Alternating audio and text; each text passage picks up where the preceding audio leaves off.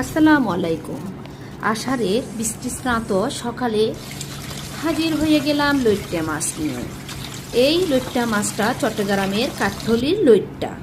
মাছগুলো বেশ তরতাজা দেখে আমি 1 কেজি কিনে নিলাম। লইট্টাগুলো কেটে ধুয়ে পরিষ্কার করে নিলাম। সাথে নিলাম পেঁয়াজ কুচি, টমেটো কুচি, কাঁচামরিচ।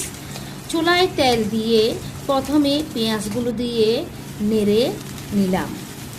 ভালো করে পেঁয়াজ নেড়ে ছেড়ে আমি তাতে টমেটো দিয়ে দিলাম। এবার টমেটো দিয়ে আবার নেড়ে ছেড়ে ওইখানে আমি লবণ দিয়ে দেব। লবণের পর আমি দেব হলুদ, মরিচ, পরিমাণ মতো।